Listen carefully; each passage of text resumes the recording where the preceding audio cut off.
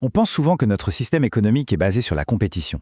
Le meilleur gagne. Mais et si ces fondations avaient été bâties sur l'idée exactement inverse?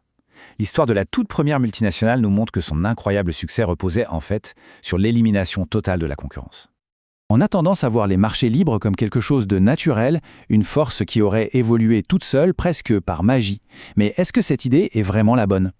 Et si au fond, le système dans lequel on vit était le résultat d'un plan, d'un projet bien délibéré? Pour le comprendre, il faut remonter le temps, direction une époque où une simple épice valait bien plus que son poids en or. Bienvenue au début du XVIIe siècle. Le commerce mondial, à ce moment-là, c'est une affaire frénétique, hyper dangereuse. Et tout, absolument tout, tourne autour d'une seule marchandise, capable de créer des fortunes immenses ou de tout ruiner. Les épices. Attention, quand on parle d'épices ici, on ne parle pas juste d'un truc pour donner du goût. Non, c'était de la haute technologie. C'était les conservateurs de l'époque, dans un monde sans frigo. C'était aussi les médicaments, dans un monde sans antibiotiques. Et bien sûr, c'était le symbole ultime de la richesse. Avoir un sac de noix de muscade, c'était comme avoir une voiture de luxe aujourd'hui. Celui qui contrôlait ce commerce contrôlait une arme économique absolument redoutable. Et tout le secret de ce business y tenait à la géographie. Quasiment toutes les épices les plus recherchées venaient d'un minuscule archipel. La logique était donc simple. Si on contrôle ces îles, on contrôle l'offre mondiale, et donc on contrôle les prix. Le problème, c'est que personne ne contrôlait vraiment la zone. Surtout les marchands hollandais. Ils se livraient une guerre sans merci. Chacun finançait des expéditions ultra risquées, et quand un navire, par miracle, revenait à bon port, il inondait le marché, et paf, les prix s'effondraient pour tout le monde. La concurrence était tellement féroce qu'elle était en train de détruire le business lui-même. Le marché était au bord de l'implosion. Alors, face à ce chaos, les Hollandais ont imaginé une solution. Une solution radicale, qui n'avait rien à voir avec le libre-échange. C'était tout le contraire, c'était le contrôle absolu. En 1602, le gouvernement néerlandais a fait un truc complètement inédit. Il a forcé toutes ces entreprises qui se faisaient la guerre à fusionner en une seule et unique méga-société, la VOC. L'objectif était clair, arrêter de se battre entre Hollandais pour mieux dominer le reste du monde. D'un côté, c'était une innovation financière brillante. Pour la toute première fois, des citoyens ordinaires pouvaient acheter des actions, investir dans cette aventure mondiale sans bouger d'Amsterdam, le risque était partagé et la propriété devenait un simple bout de papier qu'on pouvait acheter et vendre. Plutôt malin. Mais le vrai truc révolutionnaire, ce qui a tout changé, ce n'était pas les actions. C'était le pouvoir politique. Un pouvoir sans précédent que l'État a tout simplement donné à cette entreprise.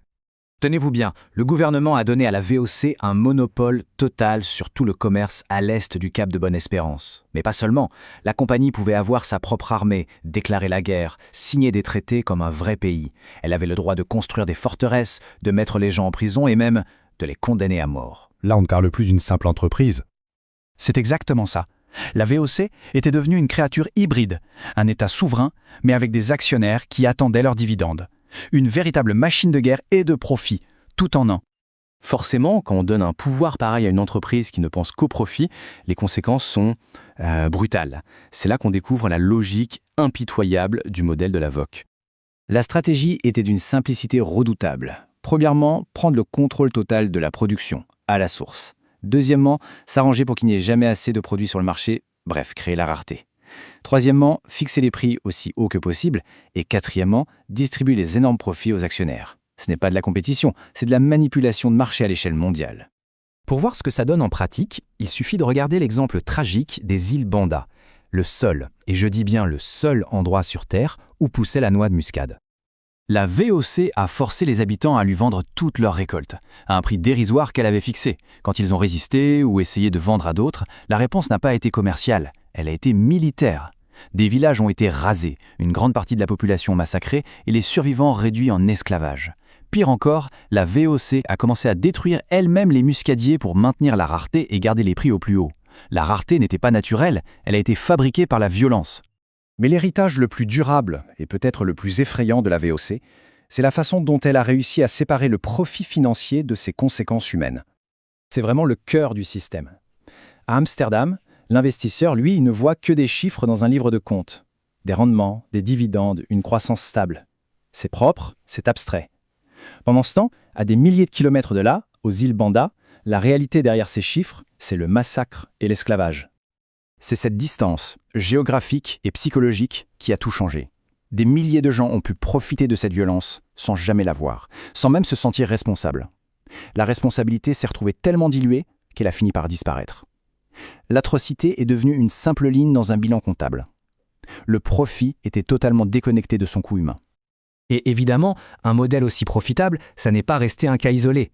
Ce système de monopole soutenu par l'État est très vite devenu la norme à suivre. Les autres puissances européennes n'ont pas tardé à copier la formule. La Grande-Bretagne, la France, tout le monde a créé sa propre compagnie des Indes orientales, avec les mêmes pouvoirs quasi-étatiques. La VOC n'était pas une anomalie, c'était un prototype. D'accord, mais pourquoi cette histoire vieille de 400 ans est-elle si importante aujourd'hui? Eh bien parce que les principes qui ont conçu la VOC sont peut-être beaucoup plus présents qu'on ne le pense. L'héritage le plus profond de la VOC, c'est peut-être celui-là. Les marchés ne sont pas neutres, ils ne sont pas naturels, ils sont conçus. Et ceux qui ont le pouvoir de les concevoir, eh bien, ils le font souvent pour servir leurs propres intérêts. Ça remet sérieusement en question l'idée même d'un marché libre. Ce qui nous amène à une dernière question. Quand on regarde notre économie mondiale aujourd'hui, avec ces chaînes d'approvisionnement tellement complexes qu'elles nous coupent de la réalité de la production, avec ces règles qui sont souvent écrites par les plus puissants, est-on si éloigné du modèle de la VOC?